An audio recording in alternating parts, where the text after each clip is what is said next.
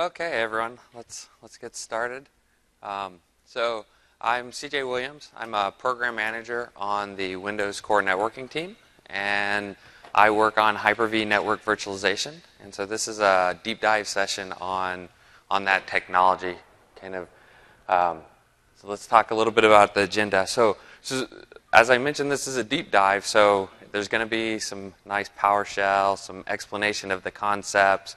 Really talking about what network virtualization is, why we built it in the first place, how to understand the technology, what the key concepts are, and then I want to talk, towards the end of the talk about what's new in Windows Server 2012, what enhancements we've made, and there's a number of areas that we've done that, and so hopefully in that area or in that section, we'll go through some demos and you'll be able to see some of this stuff working. So let me ask you, how many people came to the networking overview talk on Tuesday morning? Got a few people. How many people came to the software-defined networking section or session on Tuesday? So a few more people. So there'll be a little overlap, but hopefully not a lot. And this goes much deeper into the technology that underlies it. So let me kind of set the stage by talking a little bit about all the things that we've done in Windows Server 2012 R2 and kind of where Hyper-V network virtualization fits. So as we started this release, there were kind of three main areas that we really looked at as far as where we would invest. So the first one is around performance and diagnostics from a cloud scale perspective. And so here the goal was really to take the existing hardware that people had, take the existing technology that people used, and just make it better. So make it faster, make it easier to use, make it easier to understand when things go wrong, as they often do.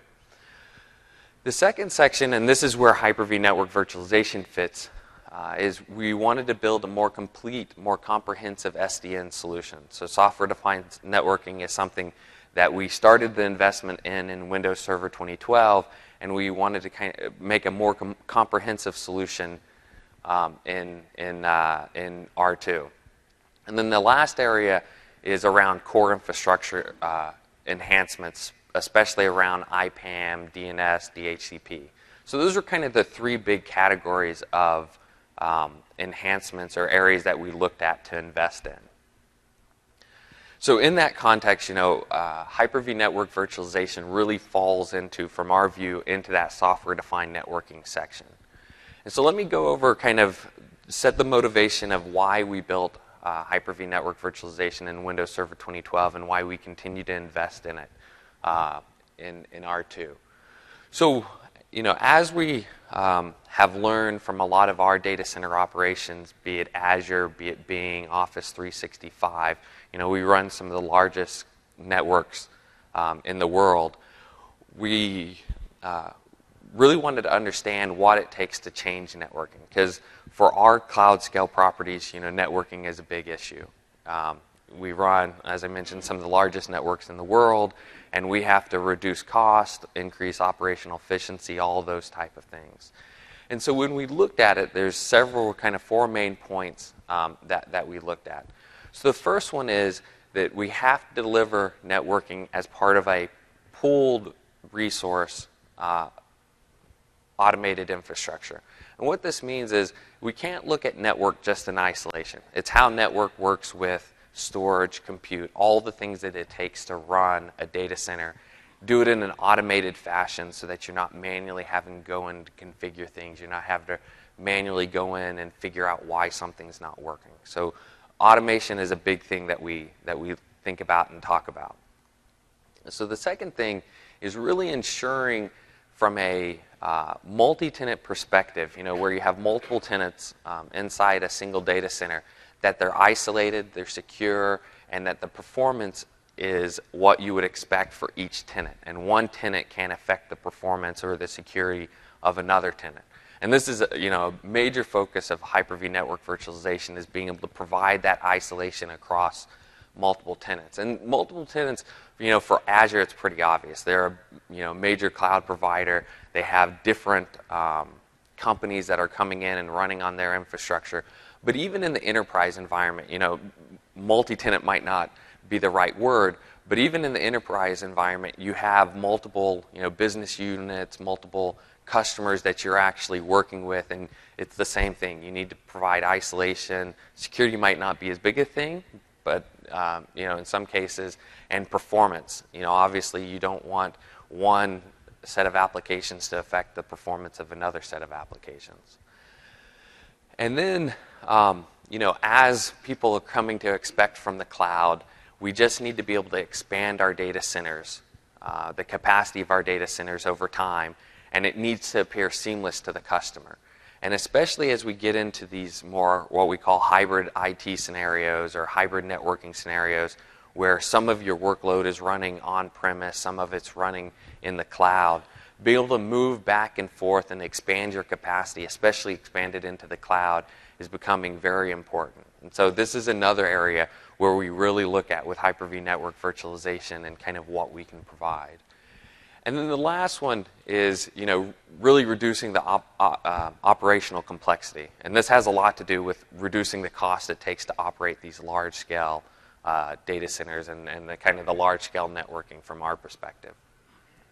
So this is what we look at kind of from a very high level across all of networking as far as what we want to go and deliver and what we want to kind of build into our products. So then, as I mentioned, in these three big categories that we look to invest, Hyper-V network virtualization is what we put into this software-defined networking bucket. And so here, kind of just to provide some context on our thinking around software-defined networking, we think it's really about allowing software to manage the network.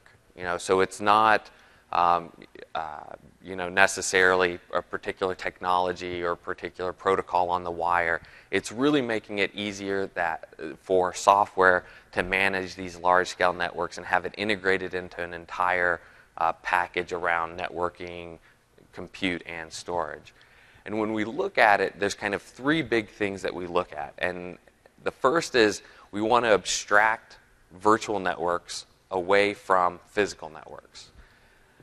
And the reason why we do this is to allow flexibility on where applications run, how you define applications, and that provide the flexibility so that if you want to move workloads either within your data center or across data centers or from your data center to the cloud, that you don't have to go in and completely reconfigure the physical infrastructure to make those applications work. So we want to provide that abstraction layer between the physical network and the applications that depend on that network. And we do this by these virtual networks. The other thing is spanning policies across. Now that we have these virtual networks, being able to span policies across the physical network and the virtual network. And we talked a bit about that in the SDN session, so you can go back and kind of see what we're doing in that space if you want to with the streaming sessions. And then the last is really being able to control the traffic that's running across the data center. So you want to have control on how much traffic particular customers can send, where that traffic is going, whether it be within the data center or outside the data center. So that kind of provides, from a very high level, how Hyper-V network virtualization fits inside of SDN and why we think Hyper-V network virtualization is such an important piece of our SDN strategy. So let me just talk a little bit about the concepts of Hyper-V network virtualization. So from a very high level, we had server virtualization, right? And that basically, from a server perspective, it allowed you to put multiple virtual machines that appeared to applications running in those virtual machines as just standard physical machines. It provided all the CPU, memory, disk kind of abstractions that they were used to. And it allowed multiple of these virtual machines to run on a single physical machine. And it did it in a secure, isolated method that allowed you to also get good performance isolation. And so much like that, server virtualization, that's how we think of network virtualization. So we want to provide a lot of the same concepts, a lot of the same abstractions inside these virtual networks to applications running on top of them. But we want to do it in a way that we can securely isolate multiple of these virtual networks on top of the same physical infrastructure. And so as I go through the kind of the concept section, you'll see that there's a lot of concepts, or basically all the concepts that are shared with the physical world inside this virtual network. And how Microsoft's virtual network technology works is we use the overlay mechanism to actually provide these virtual networks. And I'll talk about that, in more detail in a second. And then how we get this overlay technology to work is we use encapsulation techniques. So we basically encapsulate packets on the physical wire from the virtual network. And we use a mechanism called NVGRE to do that. And I'll explain these concepts in more detail in a few slides. So then let's look at kind of why you would actually provide these virtual networks, what benefits they have, and let's look at it from the perspective of different, or look at it from different perspectives. So the first is workload owners, right? So you have an application that you want to run. Why would you care about Hyper-V network virtualization? So the first thing is, in general, you wouldn't even know you were running on it, right? And that's one of the big things that virtual networks provide, is you think you're running on the physical network from the application perspective, but it actually provides benefit to the workload owner. So the first is that it allows this seamless migration across clouds. And I'll talk about more about our capabilities, but from a Hyper-V network virtualization perspective, we allow migration of VMs across the physical network without any reconfiguration. And that was a big value that we tried to provide. And so it doesn't matter if you're in the same L2 domain, or if you're in that you have the same VLAN policy set or anything like that. When you use Hyper-V network virtualization and you migrate workloads, that policy automatically goes along with it, and it's able to continue to communicate with all the other applications and VMs that it expects to be able to communicate with. So the next thing is around enterprises. The big thing that we hear around enterprises and why virtualization, server virtualization, is so important is around consolidation. But one of the things that we hear is that while they can consolidate the compute side of things, it's much harder to consolidate the virtual side of things, because they have applications that expect a certain topology, a certain IP address range. They expect to have certain type of connectivity, and so they're not able to move those workloads around as much as they would like to. And so one of the big benefits is being able to do this virtual network on top, so the application doesn't even know that things have changed underneath it, and provide the flexibility of moving it anywhere within inside your data center. And then for hosters, this was one of the big things that we looked at, was from our Azure perspective, because Azure is one of the largest kind of hosters, cloud providers in the world, and they have lots of people coming in. They have lots of customers coming in, and those customers already have their own IP address ranges defined. They already have their own network topologies, and it's not possible on the same physical network to support all these multiple customers. And so using this network virtualization techniques, they can actually allow the customers to bring their own IP addresses. They can allow them to bring their own network topologies on the same physical network, but it's isolated from each other. And then from the last perspective, which I've talked about, is kind of this private public cloud admins, is it allows the flexibility to put VMs, to move VMs anywhere within your network without having to reconfigure your physical network. And so it just increases the operational efficiencies, because just because you want to, a server admin wants to move a VM from one machine to another, you don't have to now work with your network admin to update policies across your entire network. Things just work seamlessly. So we think these are some of the major benefits that you get with Hyper-V network virtualization. And I'll just kind of a single slide to really talk about the differences between Windows Server 2012 and Windows Server 2012 R2. And I forgot to ask, how many people are familiar with Hyper-V network virtualization? So it seems quite a few. How many people have actually used it in like a lab or kind of evaluation? So a few people. So I'll talk about kind of some of the big changes, and then we'll get into the conceptual notions behind Hyper-V network virtualization. So, so from an architectural point of view, in Windows Server 2012, Hyper-V network virtualization was what we call an NDIS lightweight filter. So I'll talk a little bit more about why this was important, but basically it wasn't actually in the virtual switch on the machine. It was sitting below the virtual switch. And then we put a lot of emphasis in 2012 to make a very scalable network virtualization solution that had very limited amount of control data or control traffic that was going across the wire. And we did this by having centralized policy and distributed routing. And I'll talk about how that works in a second. But while that provided a very efficient solution, there were some scenarios that we couldn't enable with that. And so one of the things that we've done is kind of built on top of that and added more dynamic learning of IP addresses. And then the big thing is that Hyper-V network virtualization works across physical subnets. So you can have 2 VMs, or you can have a VM that's on one physical subnet. It can move into a different physical subnet, and everything just continues to work. So we thought that was a big benefit. And then for Windows Server 2012 R2, what we looked at was a number of enhancements to make Hyper-V network virtualization even better. So the first thing that we did was we moved Hyper-V network virtualization into the virtual switch. And I'll talk about why that's important in a bit. But it allowed quite a bit of new capabilities. And then the other thing that we added was dynamically learning of IP addresses. So in Windows Server 2012, since it was all centralized policy, you had to apply the policy to all the machines, and you had to determine what IP addresses you would use for what VMs.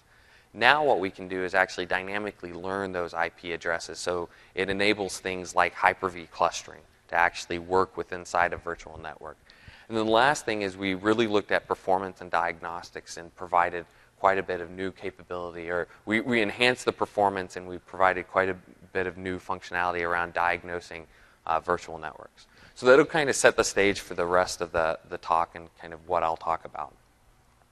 So let's go through some concepts and what we've heard from customers, what we've heard from MVPs and others is that Hyper-V network virtualization is a pretty new technology. It came out roughly a year ago, and a lot of the concepts are new to people, and so there's still some trouble as far as understanding how Hyper-V network virtualization really works. And what I'll do is I'm really talking from a lower level because in general what we recommend is that you use Hyper-V network virtualization in conjunction with System Center Virtual Machine Manager. And when you use it with SCVMM, it's a fairly seamless experience. And a lot of these concepts you don't even necessarily need to know because it's all automated for you by SCVMM. But if you're going to roll out a new technology, typically you like to understand how it works before you just roll it out into your environment. And so the goal of really this talk is to understand how Hyper-V network virtualization really works at a deep level. And there were a couple of talks on Tuesday that went through how SCVMM uses and manages Hyper-V network virtualization. So if you're going to look at rolling it out into your environment, I really recommend that you go look at those talks. And they were I think well, I have pointers to them later in the slides, but they were essentially SCVMM networking talks, and there were 2 of them that really described how SCVMM does this. And so this is, you can imagine, as kind of a layer below. And so don't get kind of scared by some of the things that I'm showing because there's a lot of configuration that you have to do to get this working. But SCVMM really takes care of that for you when you use it together. So let me go through a number of concepts, and hopefully I can lay it out and make it a little bit more clear on how Hyper-V network virtualization works under the covers. So the first kind of 2 big concepts to understand is first this VM network. And so this is really the virtual network, right? And the goal of this is that this is the isolation boundary for your virtual network. So anything within this VM network can communicate with each other. Anything outside of this network can't communicate with it unless you explicitly allow the routing between either the VM network, two VM networks, or the VM network and the physical network. And you do this by using gateways, and I'll talk about gateways a little bit more right after this. But that's the only way you bridge out between the VM network. But inside the VM network, it's just like a physical network. And as such, you have subnets inside this virtual network that we call virtual subnets. And these, just like physical subnets, are really the isolation boundaries. And so how this works, is in a multi-tenant data center, what you would have is, let's say you have two companies, Contoso and Fabricom, and they come in and they both want to run on this multi-tenant data center. And so each of them would have their own VM network. And the VM network is the isolation boundary between them. And then inside this virtual network, they can have one or more virtual subnets. And these virtual subnets, provide the broadcast boundary that you would expect from subnets. But you can still communicate between these subnets. And I'll talk a little bit more about how that works in a second, and what we provide in Hyper-V network virtualization. But the key thing is that you have these kind of two layers. You have your broadcast boundary, and you can have multiple of these broadcast boundaries within your VM network. And the IP addressing works just the same. So you have subnets, and you would have your standard IP addresses within those subnets, and then within the virtual machine or the VM network, you would have potentially multiple of these subnets. And then the other thing is that when you have multiple of these VM networks, this is really where you can have overlapping IP addresses. So within a VM network, you still have to have only one IP address, or you can only use an IP address once. But between VM networks, you can actually use the exact same IP addresses. And so it allows customers to bring their own topologies, bring their own IP addressing, and really use what they're expecting inside these virtual networks. So then the next concept that's really important to understand is the gateway. And there's really two different gateways or two different types of gateways inside Hyper-V network virtualization. And this is, just the same thing that you would expect with inside a physical network. So the first is the default gateway. And this is the one, if you go in and you go into the advanced properties on a network card, you can set the default gateway. And so what this really allows, and we, in Hyper-V network virtualization, it's the .1 address of any subnet. And so one of the implementation details is that we reserve that .1 address as the default gateway. And what we have is we basically, the default gateway routes between virtual subnets within the virtual network. And it's built into Hyper-V network virtualization, so you don't actually have to have an explicit router or a machine acting as a router to bridge between the virtual subnets within a virtual network. But you do have to still configure the routes and the policies that allow for that communication. So you still have to configure it, or most typically SCVMM would configure it for you. But that configuration still has to be there, and you have to allow that communication to happen. But that's just built into Hyper-V network virtualization, so you don't have to stand up specific VMs to act as routers or anything like that. The other one is this Hyper-V network virtualization gateway. And this gateway really provides the bridge between the VM network, so the entire VM network, and the outside world, whether it's the physical infrastructure, whether it's another VM network, maybe it's also crossing a data center boundary.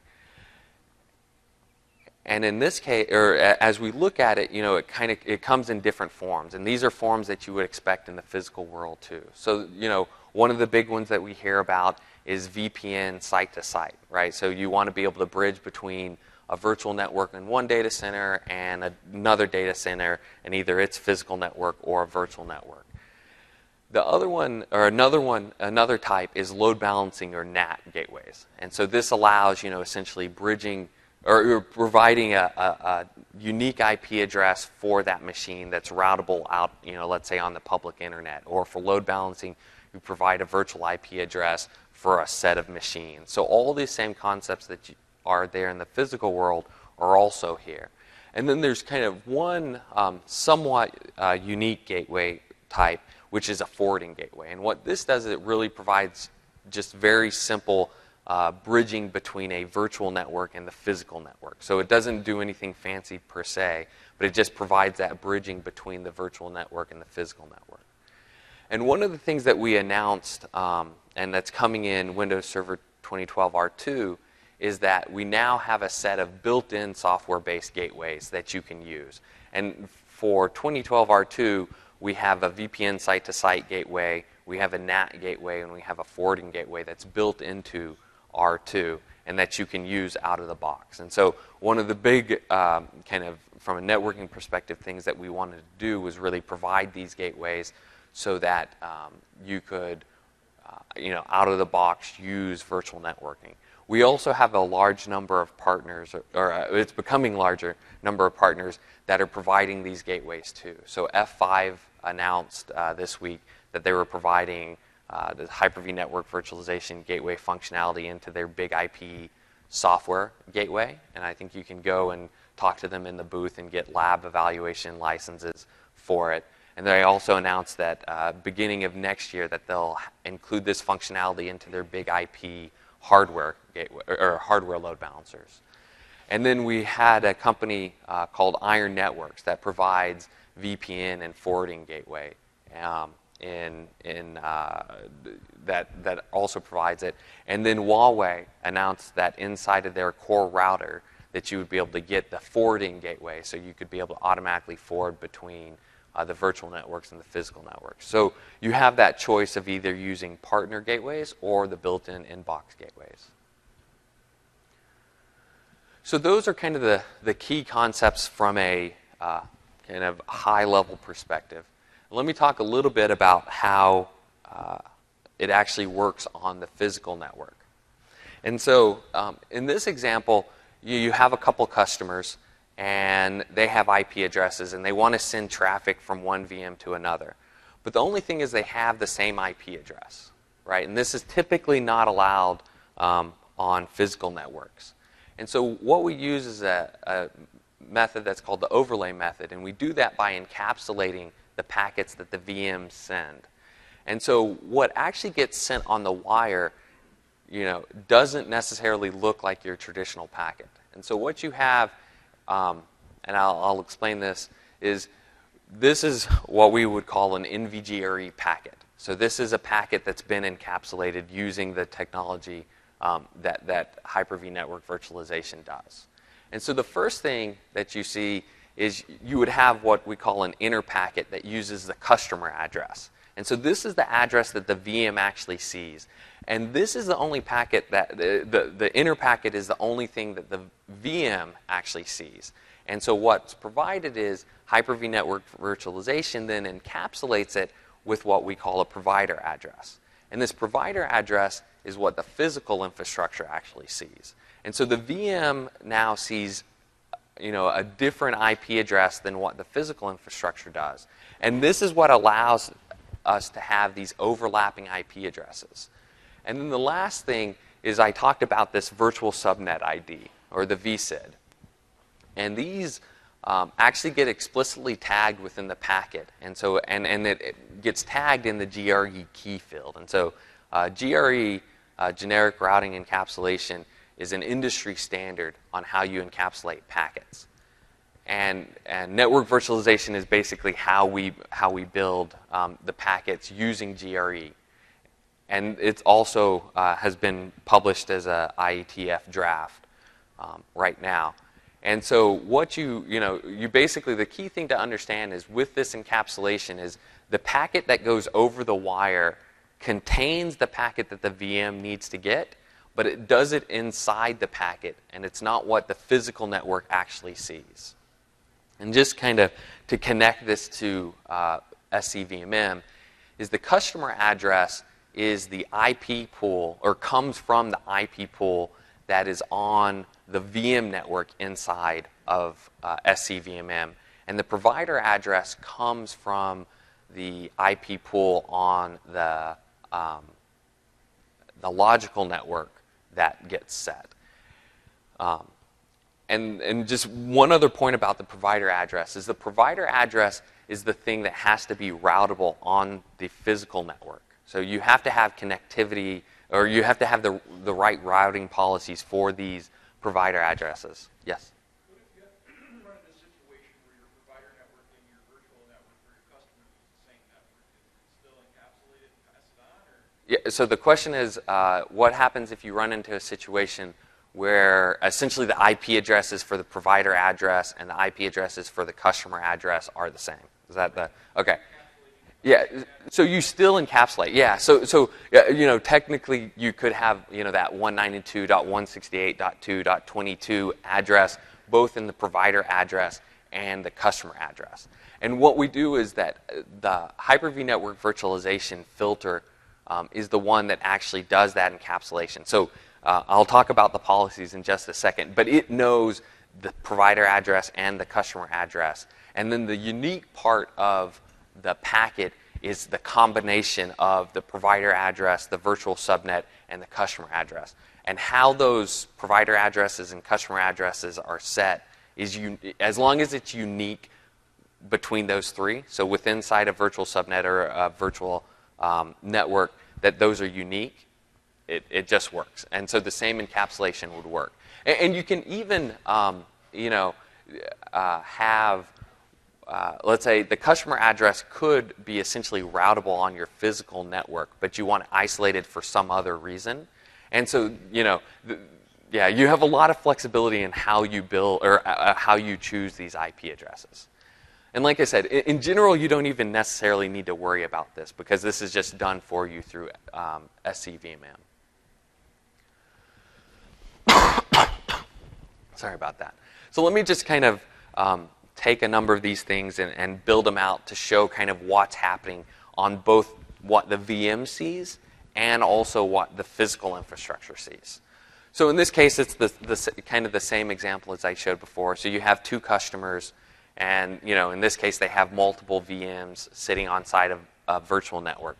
And so, like from Contoso's point of view, they have a SQL server, they have a web server, and they have IP addresses, right? And this is what the VM sees. This is all the VM ever sees. And this is, what we call the customer address space. Like I said, it's the IP pool on the VM network in SCVMM. And then on the physical side of things, on this provider address space, you have some subnet, right? It's a routable subnet, or you can have multiple subnets. And as long as these provider addresses, as long as the host can communicate to each other, these packets can flow across. And so in this case, they're assigned a particular IP address within this provider address space. And so what you have, and kind of to your question, on each of the hosts, you have what we call routing policies that get configured. And so you have this PA-CA mapping along with the virtual subnet ID that gets mapped onto each of the physical hosts. And so they know, if you have the same IP address across multiple machines, or across if you use the same provider address as you have the customer address, or you have multiple tenants that are using the same IP addresses, these are all policies that are set on the host, and this mapping is all stored together so that when the packets actually flow, Hyper-V Network Virtualization knows how to do the proper encapsulation and decapsulation, right? And so basically what happens is that as a packet comes from one machine to the other, the Hyper-V Network Virtualization filter will take it after the sender VM sends the packet. It'll add this provider address to the outside of that packet, and then when it flows across the wire to the receiving machine, the same Hyper-V Network Virtualization filter that's running on the receiving machine will take this outer packet, will strip it off, and then send the inner packet up to the VM. And so the VMs, only see this provider address packet, but the physical infrastructure only sees this the VM only sees the customer address packet, and the physical infrastructure only sees this provider address packet. And so it provides, this isolation between each other. So let me talk a little bit about where Hyper-V Network Virtualization fits from an architectural point of view. So in Windows Server 2012, as I had mentioned earlier, Hyper-V Network Virtualization was the filter was a lightweight filter that sat below the virtual switch. And so what that meant is another feature that was introduced in Windows Server 2012 were switch extensions. And there's different type of switch extensions, and kind of the two of the most well-known ones are the Cisco 1000 kV or Nexus 1000 kV and the NEC OpenFlow switch extensions. And with this architecture, those forwarding extensions that could actually modify how the packets were forwarded across the network could only see the CA space. So they could only see what the VM saw. And so they couldn't actually modify anything about the provider address packet or the provider address. And so what we've done is we've actually moved the Hyper-V Network Virtualization filter into the switch to allow these switch extensions to operate both inside the CA space and the PA space. And talk kind of a little bit more about how this works. So, the goal is really to allow these filters to look at both the virtual network and or these switch extensions to look at both the virtual network traffic and the physical network traffic. And so when you're coming from external, so in this case we'll talk about network virtualization traffic. It's coming from the external and it's going inside of a VM. What happens is the provider address packet, so the unencapsulated packet, comes through all the extensions, including the forwarding extensions. And these extensions have the opportunity to look at and modify the packets at this point. And then Hyper-V Network Virtualization filter will come in and strip off that provider address packet, and then we'll send it on again through these filters or through these switch extensions so that they can see the customer address packet. And then on the outbound side, the same thing happens. So the packet, the arrow's in the wrong directions now that I see that. But the packets basically go through the extensions from the CA space where the extensions have a chance to monitor, filter, or forward or modify how they're forwarded. It goes into the Hyper-V Network Virtualization filter, which then adds this outer provider address packet and then sends it out again, and so these same extensions can see it on the provider address side. Question? What type of processor hit are you taking doing on this? What type of processor hit? Yeah, what's the overhead of doing that with virtualization? Yeah. Is it going to take a big penalty because you're encapsulating and decapsulating all the packets as they move it up, or is it done on the NIC? Right. So the question is basically what kind of performance hit. So I won't talk about the switch extensions per se because those are unique to basically how the provider or the switch extension actually works. But Hyper-V Network Virtualization, kind of what performance hit do you take from it? I'll actually go into some more detail in a bit. But basically, you do take some hit, but it's pretty small from a encapsulation, decapsulation perspective. And where you take the bigger hit, and I'll like I said, I'll talk about this in just a few slides, but where you take the bigger hit is that without NICs that support what we call NVGRE task offload, typical offloads like LSO or VMQ don't work with Hyper-V Network Virtualization. So you do take a hit in that case. It depends on the specific NIC and kind of what performance it typically gets. And then, like I said, I'll show some data from partners in a bit. But with these NVGRE task offload enabled NICs, we see very little performance hit. So you do get some increase. I don't think we publish numbers, but it's definitely in the low single digits as far as just the encapsulation, de-encapsulation overhead. And most of the hit that you would take at all, if any at all, is whether you have these task offload enabled NICs or not.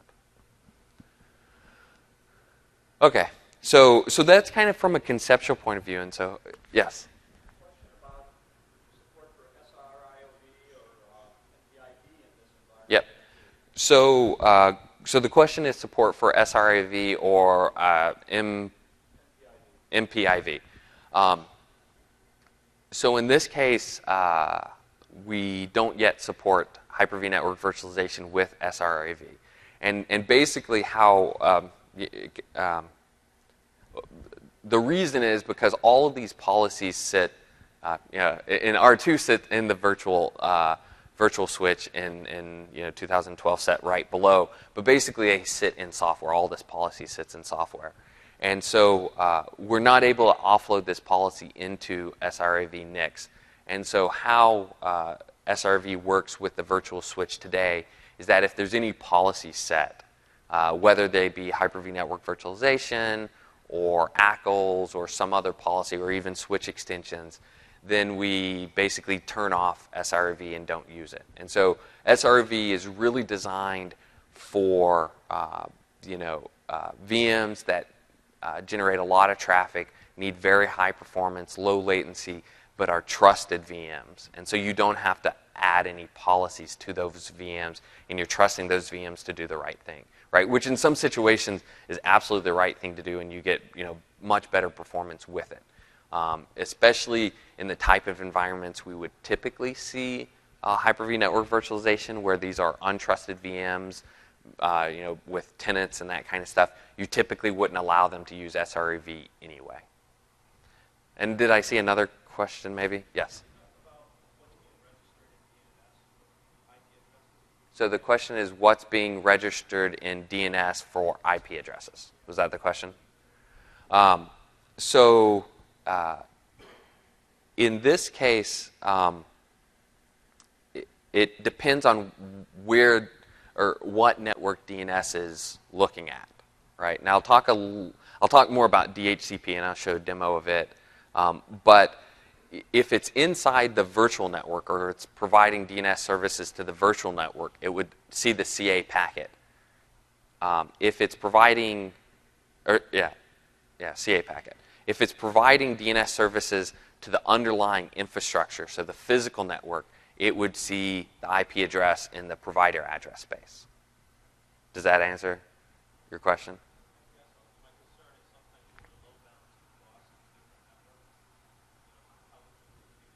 Okay. Maybe let's feel free to come up afterwards and we can talk about it more. Okay. So one of the big features that we added in Windows Server 2012 R2 is being able to learn IP addresses. And so if you remember, I talked about these policies that had to be plumbed into the host. And these policies in 2012 had to have explicit customer addresses assigned to them. So you would have to set like this VM is going to have this particular IP address.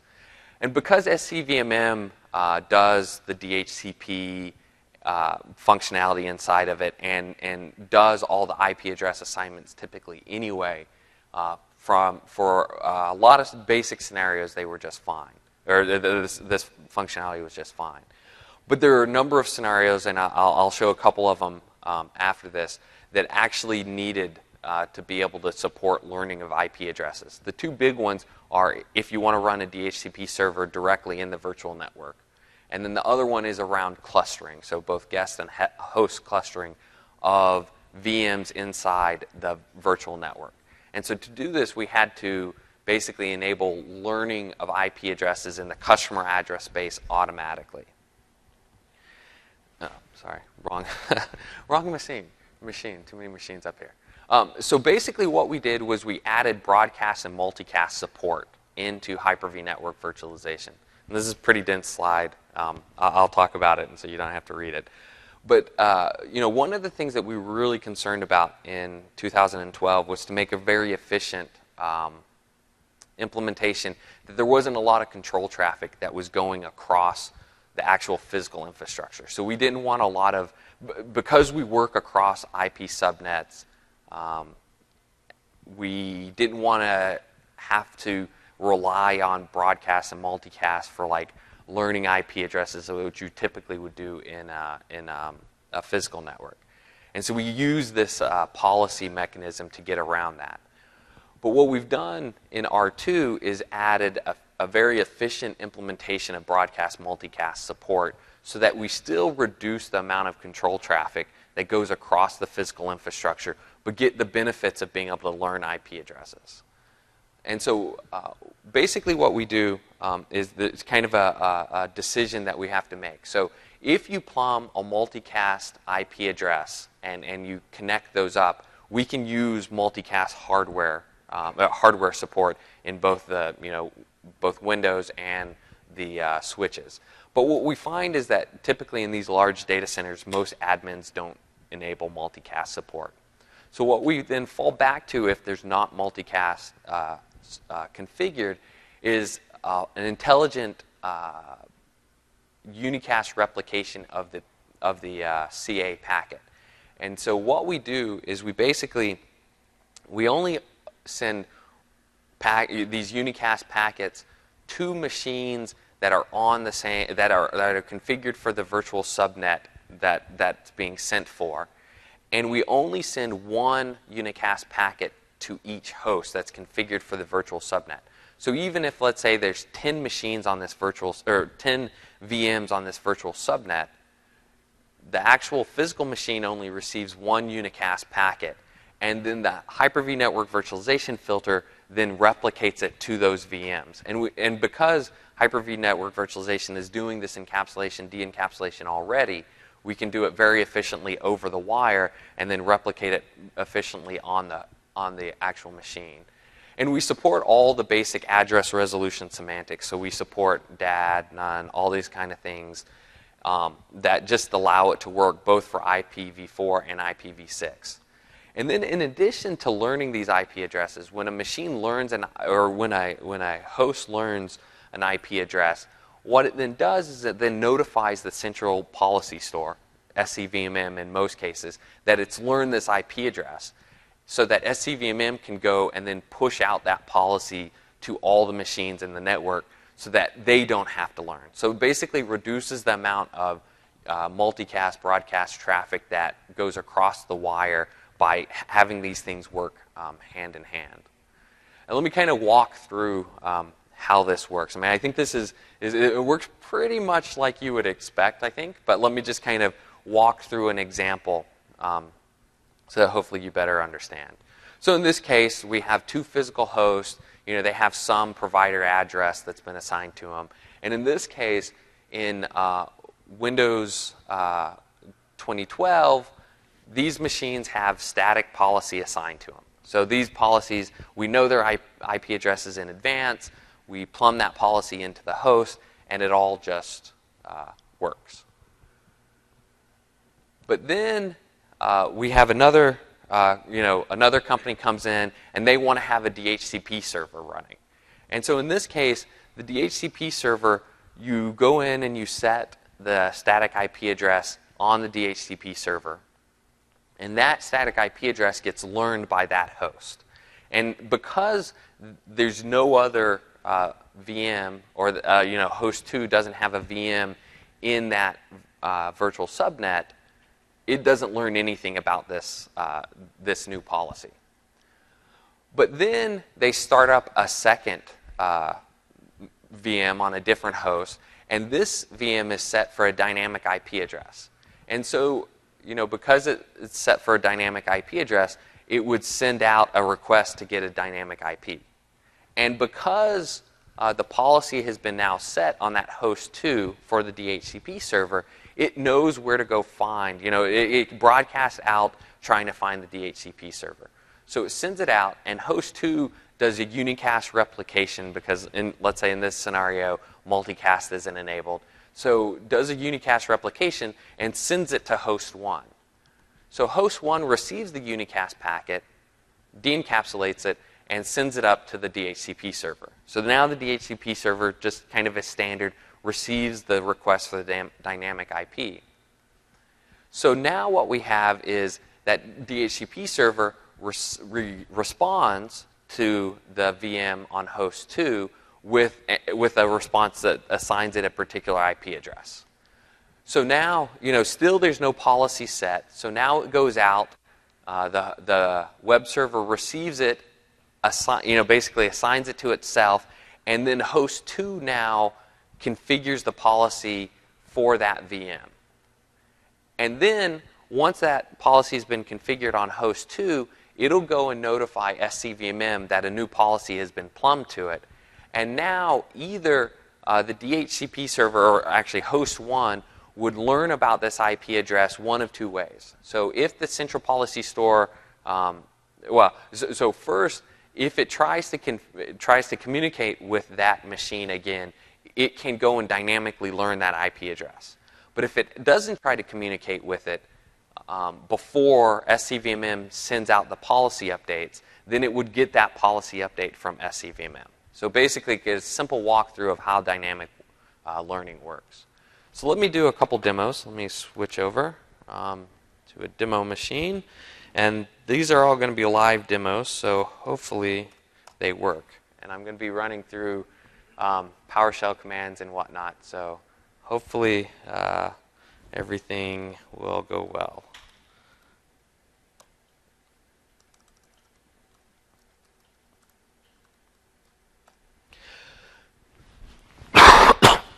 So in this example, basically it's just what I walked through. So we have a DHCP server. We're going to have a second host that's going to go and dynamically get an IP address. And what I'm going to do is I'm actually going to walk through basically all the configuration, or how you would actually do this in PowerShell. So typically, like I said, this would be done through SCVMM, so you wouldn't have to worry about it. But I think walking through these commands through PowerShell kind of helps show what's actually going on under the covers. So let me start by kind of the first set of commands. So the first thing that you have to do is you have to configure a particular VM network adapter for the virtual subnet. So if you see here, we have a property called virtual subnet ID on a network adapter. And so what we're going to do is we're going to set all these virtual network adapters to be on the same virtual subnet. So we'll come in here, we'll execute these commands. That worked. Yep. So now they're all set to be on a virtual network. So this is how you basically specify that a machine should now, or a particular network adapter, VM network adapter, should be on a virtual network instead of a physical network. So this is kind of the first thing that you have to do. So the next thing that you do is, what we're going to do is we're going to configure the provider address. And so if you remember, we talked about this provider address, which has to be routable on the physical network, and it's unique for a particular host. So we'll run this command. And one of the things to note is that these provider addresses, because they're on the physical network, also work with VLANs. So you can configure a particular provider address to work inside a VLAN environment. So you can still continue to use VLANs on your physical network, and then use Hyper-V network virtualization on top of that. So then the next thing that I'll do is actually configure the customer addresses. And in this case, because we want to use dynamic IP address learning, what we'll do is we'll configure it with what's called an L2 only record. And so just a couple of things. So typically what you would do in 2012 is you would have that customer address that's set to all zeros right now. You would have that customer address, and that would have an IP address in it. But with dynamic IP address learning, you would set this all to 0, and then you would come over and there's a type parameter. And in this case, we're going to set the type to L2 only. And this is what tells it that this is going to be a dynamic record and to actually try to learn IP addresses for a particular MAC address. And so, the kind of the key fields that you set are, you say you're going to have this customer address, you're going to have a particular virtual subnet ID, or virtual subnet that this address is going to be on. You want to set it for a particular MAC address, and then you say you want this customer address to use a particular provider address. And so the provider address is set here. And so here what I'll do is, for the DHCP server and the other IIS server, we're going to set dynamic policies.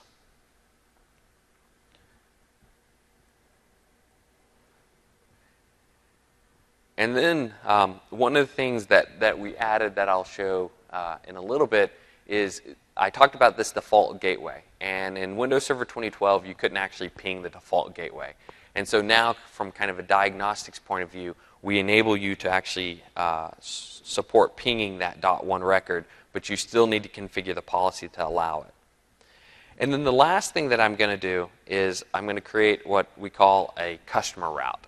And basically what this does is it basically correlates the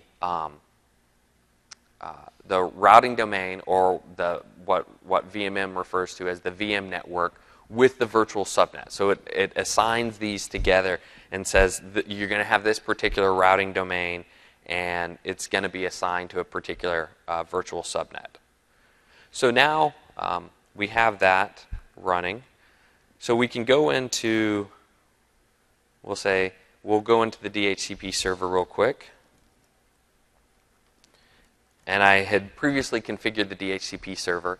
So we can come into the DHCP server, and we can see that I had set its IP address to be a static IP address. So if you come into the network adapter, you can look at the network adapter and see that it has been set to a particular static IP address. And this was one of the things that we didn't actually support in 2012, is you couldn't come into the VM itself, define a static IP address. This was all done through the policy. Now you can, without a customer having to interact with the underlying physical or the admin on SCVMM, you can go in and set a static IP address directly in the VM. So it gives customers more control over what their IP address is. And you can change this over time, and we'll learn these new IP addresses. So now let's go into the server that's actually getting this dynamic IP address. So we'll come over here and we'll do some basic functionality.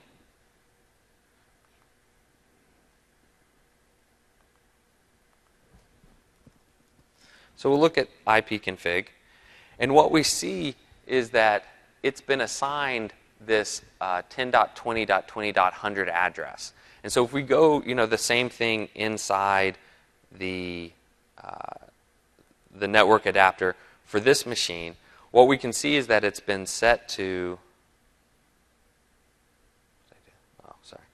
wrong machine I was looking at. Let me come over here. So what we can see is that this Ethernet adapter has been set to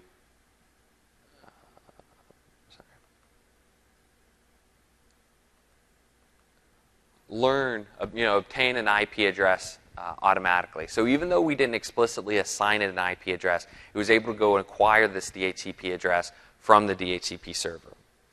And so, I can come in here and I can try to ping that DHCP server, just to kind of show that it works. So the DHCP server was set to this .2 address, and this should work.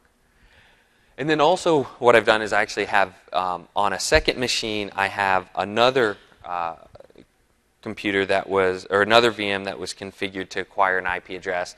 It got this 101 address, and if everything's configured correctly, which it's not, it should have been able to ping that. So we could even go in and look at why this isn't working. So what we can do is we can go in here and we can use the commands to actually look at the lookup records. So we can look at the lookup records for the particular subnet that we configured. We can see that there's a number of L2 only records that have been configured. And then also we can see that in several cases we have this dynamic type that shows that the IP address was learned. So what you can see is, in this case, each machine that has dynamic IP address learning would have multiple entries for it. So if you look at the MAC address field, you would see that this 07 MAC address has a dynamic record that's set to the .2 address, and then has an L2 only record that's set to the 0 address that says to learn. We can also see that the 101 or the 100 address, and then for some reason, which we'd have to go in and diagnose, why that 101 address didn't show up. Then also, just to show that it can kind of work on the fly, if we come in here, we can now change the properties on this IP address, or sorry, on this virtual NIC to actually be static. So we can set it to, was it 10.10.10? I think that was the address range that I was in. We can, set it to the .5 address. Sorry.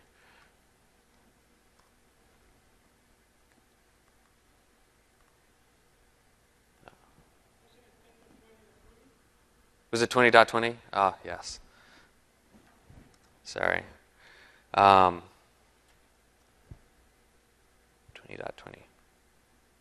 So we set it to here. We can now try, pinging this .2 address again. And if we come in and look at the policy again, and let's set it to filter by MAC address.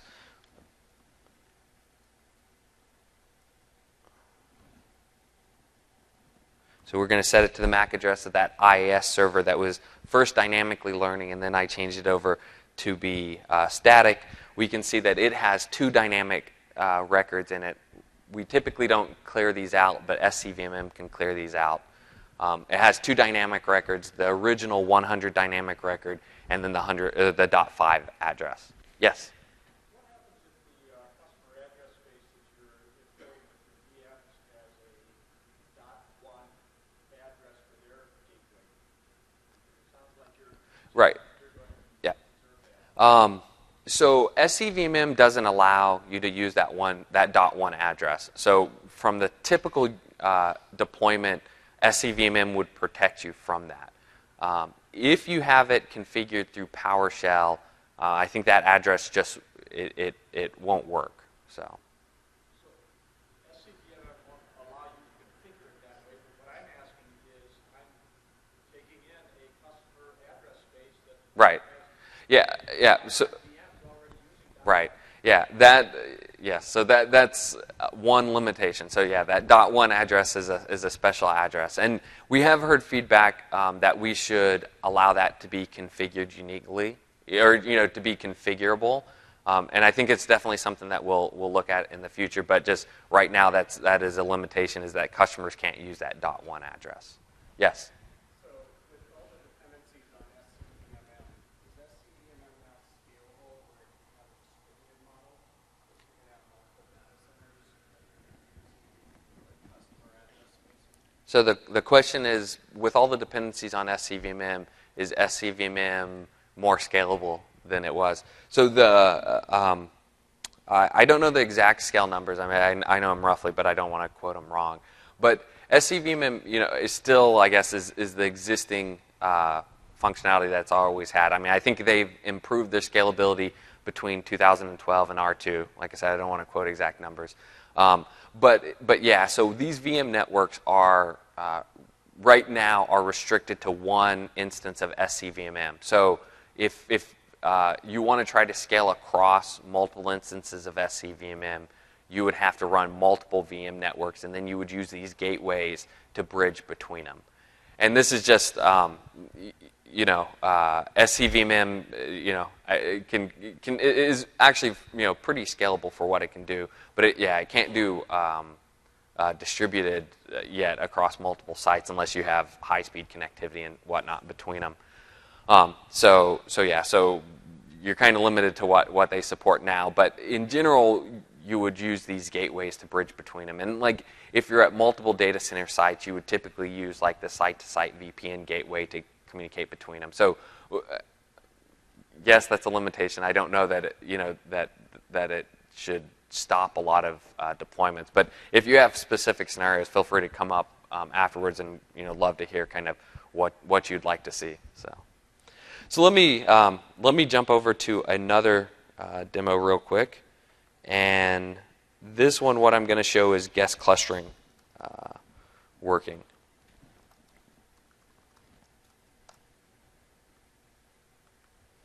Let me try to remember my password. Okay, so this is a pretty simple setup to basically what we have is one Active Directory machine that's also running DNS, and that's in the virtual network. And we have two VMs that are clustered together. I won't spend a lot of time on this. The configuration is fairly similar. The key thing is that you use these dynamic L2 only records to learn the IP addresses. And so in this case, what I'll do is inside, and let me just stop this and restart it. So inside this cluster,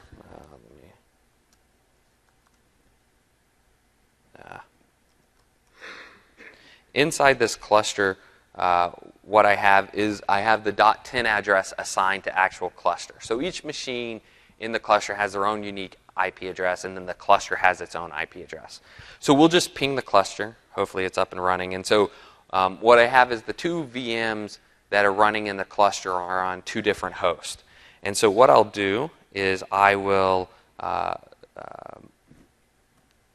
move that cluster. And what we should see is on the ping side of things, we should see maybe one or two. If I hit the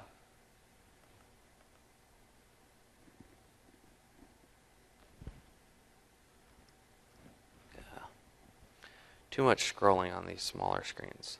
So what we should see, let's see,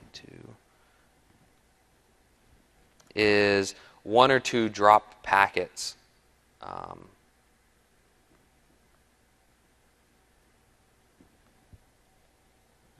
Sorry, let me. No. Okay. Let me try to get the scrolling here done right. Okay. Well, you'll see it, one request timed out as it was actually moving back and forth across the cluster. But clustering works both from the guest and the host level.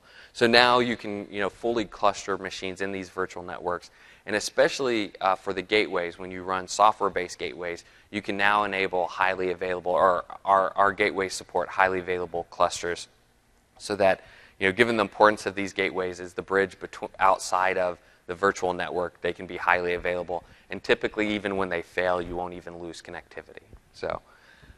There was a kind of a major feature that we added.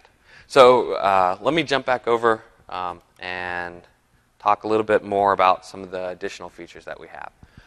So the last section that I want to focus on is around performance and diagnostics. So there's kind of a couple key features. So the first one is in Windows Server 2012, NIC teaming. While the failover part of NIC teaming worked with H&V, the load balancing part didn't work with H&V. And so what we've done is we've actually added the ability to support NIC teaming load balancing. And the goal is really to provide maximum performance that you can get. And we did this by adding the ability to configure the provider address with a MAC address. And we use this MAC address to actually do the load balancing with NIC teaming. So let me just jump over real quick to show a quick demo of it working. So in this case, what we have is we have a sender and receiver that are running. So right now, no traffic is running on this.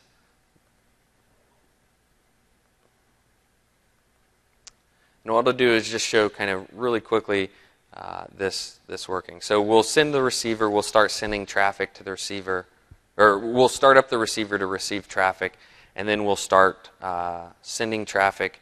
And what we should see, if everything is working properly, is that we're now getting load balanced across multiple NICs. And failover, as I mentioned, works, so I could go in and disable one of these NICs. But it really shows the ability both on the send and receive side to maximally use your NIC teams. And in general, we do recommend using NIC teaming, and this kind of just eliminates one of the reasons why you might not have used it in Windows Server 2012.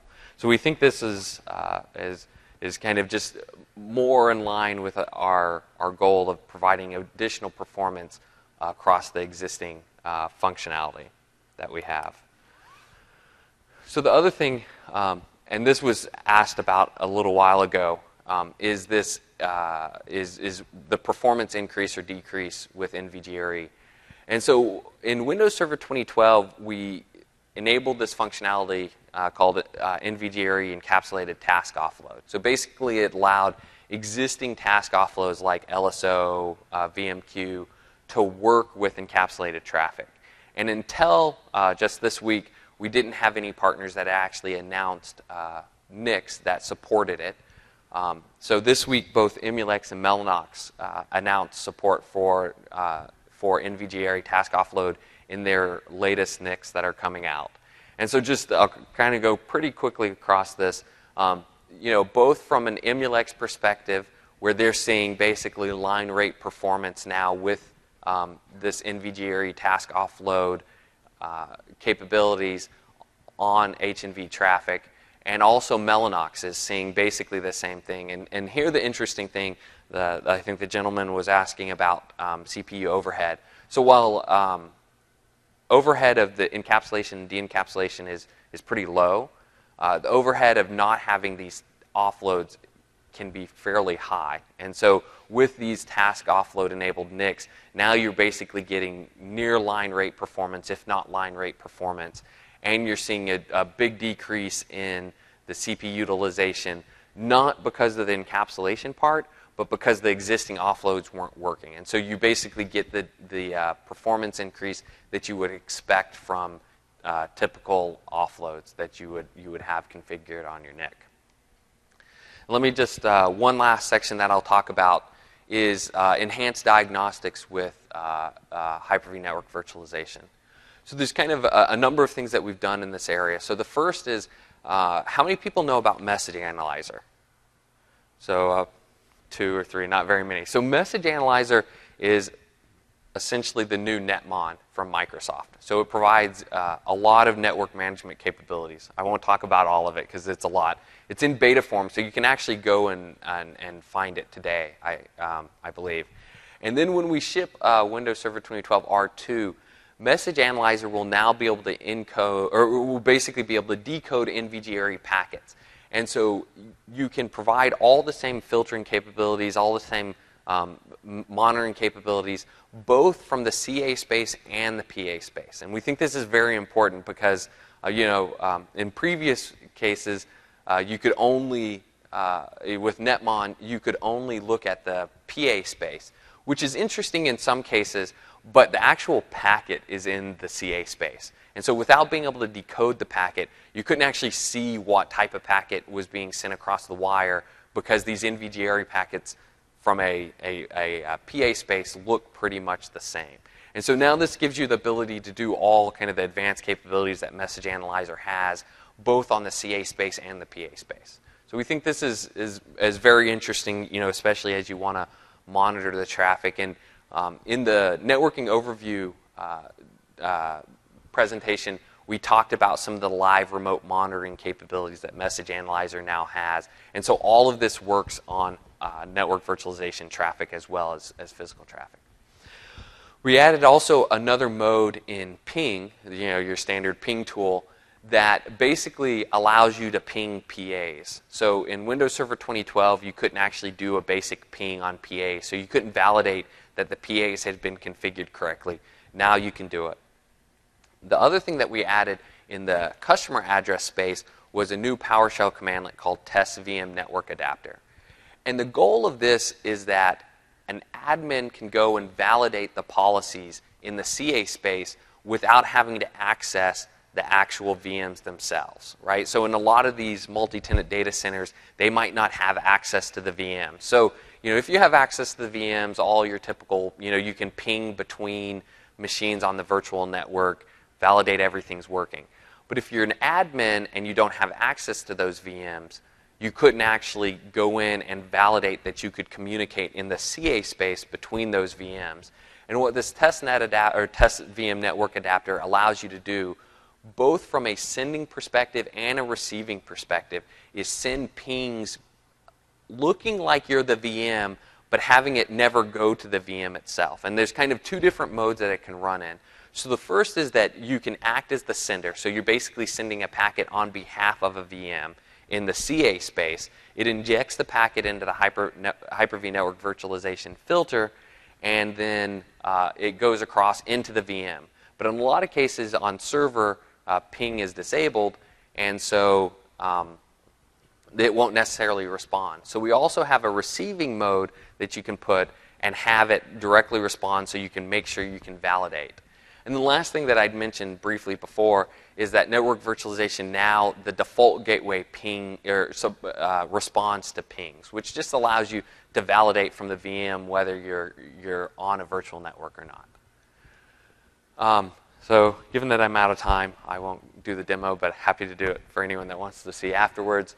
So let me just a few key takeaways. So Hyper-V network virtualization is the thing that really provides this abstraction on top of the physical infrastructure for a virtual network. So it abstracts away the physical network from VMs running on top of it. We use industry standard encapsulation technique called NVGRE. Windows Server 2012, we enhanced it in a number of ways to make it easier to use, better performance, and really with the built-in gateways that we also shipped in Windows Server 2012 R2, we think it's completely production ready, and there's no reason why you shouldn't be able to deploy it into your production environment. So thanks a lot, and I'll stay around for questions afterwards.